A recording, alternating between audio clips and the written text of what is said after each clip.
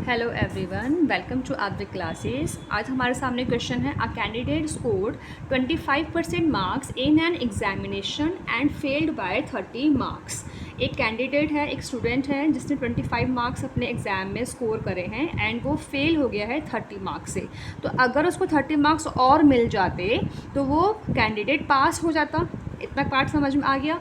While another candidate who scored 50% marks got 20 marks more than the minimum passing marks।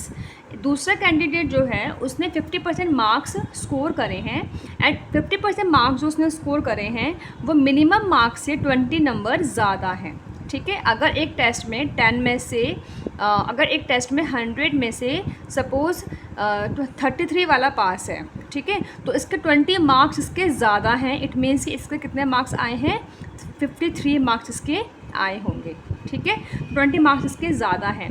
50% marks आने के बाद उसके 20 marks ज़्यादा हैं, more than the minimum passing marks. Find the minimum pass marks and the maximum marks, ये आपको calculate करना है।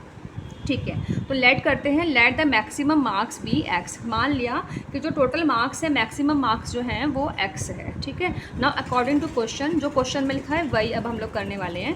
फर्स्ट में देखिए, first passing marks of first candidate. पहला कैंडिडेट पास कब होता, मतलब उसके पासिंग मार्क्स क्या होते, इज़ इक्वल टू उसने 25% मार्क्स स्कोर करे थे, कितने में से, टोटल में से। भाई अगर टोटल मार्क्स अगर आपको पता होते तो आप उसका 25% मार्क्स निकाल लेते, सॉल्व होके आपको उसके नंबर्स पता लग जाते। ठीक है, यहाँ पे आपको ओनली परसेंटेज पता है, तो 25% किसका, टोटल मार्क्स का, मैक्सिमम मार्क्स का। ठीक है, ये उसने स्कोर करे हैं। अगर उसको 30 मार्क्स और मिल जाते तो वो पास हो जाता, बिकॉज वो फेल हुआ है, फेल्ड बाय 30 मार्क्स। तो अगर उसको ये एक्स्ट्रा मिल जाते 30 मार्क्स, अगर उसने और स्कोर कर लिए होते तो वो पास वो हो जाता।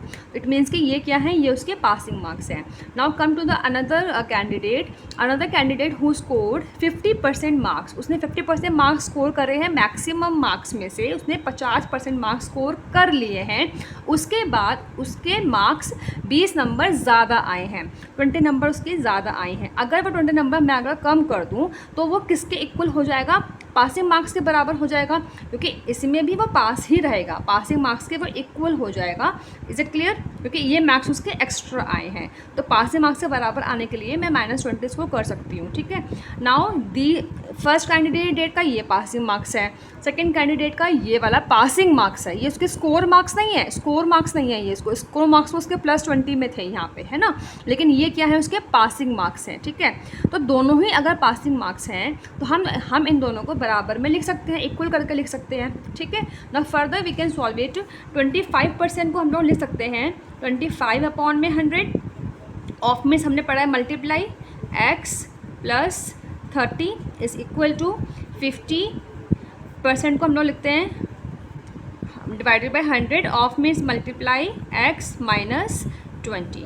इज़ इट क्लियर, इसको हम लोग क्या लिखेंगे, 25x, क्या बन जाएगा, 25x/100 + 30, ये बन जाएगा 50x/100 -20। अब आप एक काम करिएगा, जो x वाली टर्म्स है उसको आप एक तरफ लिख दीजिएगा और जो बिना x वाली टर्म है उसको आप एक साइड में लिख दीजिएगा। ठीक है, यहाँ पर ये x वाली टर्म है तो इसको आप ऐसे ही रहने दीजिए, 25x/100, एंड इस साइड में +30 है, इसके पास x नहीं है तो ये उठा के यहाँ पे भेजना होगा। ठीक है, एंड इस वाली साइड में ये वाला x की टर्म है तो इसको आप यहाँ भेजेंगे जब, तो इसके आगे वाला साइन चेक करते हैं जो कि प्लस है, यहाँ जाएगा तो क्या बन जाएगा, माइनस बन जाएगा, -50x/100 बन जाएगा। ओनली अभी हमने ओनली x वाली टर्म साइड में करी हैं। Now come to the without x वाली टर्म्स। ठीक है, तो विदाउट x वाली टर्म्स में इस साइड में -20 है, ये अपनी स्पेस चेंज नहीं कर रहा, ये इसी साइड है तो ये एज इट इज़ लिखा जाएगा। चेंज कौन करेगा अपनी स्पेस, ये वाला, ये इजिकल टू के इस साइड जाएगा। तो जब टर्म इजिकल टू के इस साइड जाती है, जब टर्म अपनी साइड चेंज करती है तो अपना साइन भी चेंज करती है, तो यहाँ पे पॉजिटिव चेंज हो जाएगा माइनस में, and this will become -30। I hope कि आपको क्लियर हो गया होगा। अब डिनोमिनेटर्स कैसे हैं, सेम है, 100 सेम है, तो you can write over here 100 denominator में, एंड ऊपर क्या बनेगा, 25x - 50x, एंड यहाँ पे माइनस कितना पढ़ा है आपने, माइनस क्या होता है, प्लस होता है। ऑलवेज रिमेंबर सेम साइन वाले हमेशा पॉजिटिव होते हैं। Minus minus same same sign है, पॉजिटिव होगा। Plus plus same same sign है, पॉजिटिव होगा। माइनस प्लस दोनों अपोजिट साइन हैं तो नेगेटिव होगा। ऐसे ही प्लस माइनस दोनों अपोजिट साइन है तो नेगेटिव होता है। ठीक है, ये इनके बीच में क्या ये रूल्स होते हैं। ठीक है, अब माइनस माइनस क्या होता है, प्लस होता है। तो हम यहाँ पे क्या करने वाले हैं, प्लस करने वाले हैं। तो बच्चे क्या करते हैं यहाँ पे 20 + 30 करके 50 लिख देते हैं, तो ऐसे नहीं करना। ठीक है, करना क्या है, माइनस माइनस प्लस हो गया, ये आपको समझ में आ गया। डायरेक्टली प्लस करके यहाँ पे लिखेंगे, ये वाला स्टेप नहीं लिखेंगे, ये वाला स्टेप नहीं लिखेंगे, डायरेक्टली प्लस करके लिखेंगे। एंड उसके बाद चेक करेंगे 20 और 30 में से कौन सा नंबर बिगर है। 30 बिगर है, 30 के पास कौन सा साइन है, नेगेटिव का, आगे वाला साइन ही होता है नंबर का ना। तो 30 का आगे वाला साइन कौन सा है, माइनस का, तो दिस विल बिकम -50। अगर आपने ये वाला स्टेप लिख दिया तो फिर आप इसको डायरेक्टली +50 कर देंगे तो आपकी टीचर आपका रॉन्ग कर देंगी, राइट। तो ये स्टेप आपने ध्यान से समझ लिया। Now come to this point, this 50 is in negative because इसके आगे वाला साइन नेगेटिव है।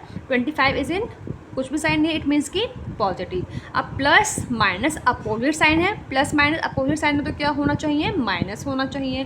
तो यहाँ पे आप माइनस कर देंगे। 50 में से 25 जाएगा, कितना पढ़ा है आपने, 25 पढ़ा है। एंड साइन बड़े वाले का, बड़ा नंबर कौन है यहाँ पे, 25 और 50 में से 50 पढ़ा है, तो 50 के पास कौन सा साइन लगा हुआ है, माइनस का। तो यहाँ पे क्या आएगा, माइनस का, divided by 100 is equal to 50। I hope कि आपको क्लियर हो गया होगा। ठीक है, now you can cancel it out, minus से माइनस आप काट सकते हैं इज़ इक्वल टू में अगर है तो।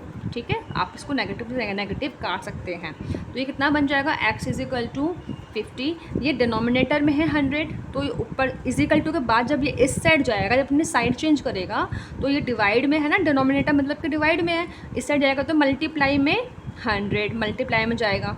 ठीक है, एंड 25 और x के बीच में क्या था, मल्टीप्लाई था। देखो 25 और x के बीच में क्या था, मल्टीप्लाई। 25 और x के बीच में कुछ नहीं है, मतलब कि मल्टीप्लाई है। तो 25 मल्टीप्लाई में है तो यहाँ न्यूमरेटर में है, जब ये इस साइड जाएगा तो डिवाइड में जाएगा, जो डिवाइड में जाएगा तो इस तरफ आएगा, ऐसे। क्लियर हो गया। नाउ कैंसिल इट आउट, 25 बन जाए 25, 25 2 सा 50, तो x कितना आ गया, 200 मार्क्स। x के हमने क्या लेट करा था, x हमने लेट किया था मैक्सिमम मार्क्स। तो मैक्सिमम मार्क्स हमारे क्या आ गए हैं,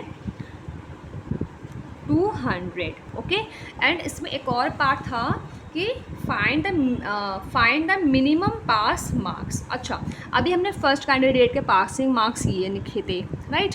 हमने सेकंड कैंडिडेट के पासिंग मार्क्स ये लिखे थे। तो अगर आपको पासिंग मार्क्स निकालने हैं तो आप कुछ भी दोनों में से आप किसी में भी x की वैल्यू पुट कर दीजिए, because they both are what, they both are passing marks. Clear. तो मैं यहीं पे कंटिन्यू कर रही हूँ, चलो यहाँ पे कर, तो मैक्सिमम मार्क्स निकालना आ गया। ठीक है, now come to the find minimum marks. तो मिनिमम पासिंग मार्क्स आप किसी में भी पुट कर दीजिए, मैं अभी इसमें पुट कर देती हूँ। ठीक है, 50% ऑफ x माइनस 20, तो 50 अपॉन में 100 बन जाएगा ये, राइट। ऑफ मीन्स मल्टीप्लाई होता है, और अभी हमारा x कितना निकला, 200 निकला, माइनस 20, तो ये तो कट जाएगा।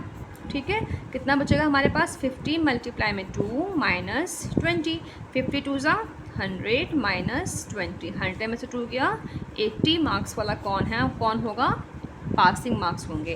तो अब आप चाहे चेक कर लीजिए मिनिमम पासिंग मार्क्स कितने आया, आपके 80 है। आप चाहे चेक कर लीजिए सेकंड कैंडिडेट ने कितने स्कोर कर रहे थे, 50% ऑफ x। तो x कितना आया था आपका, 200 आया था।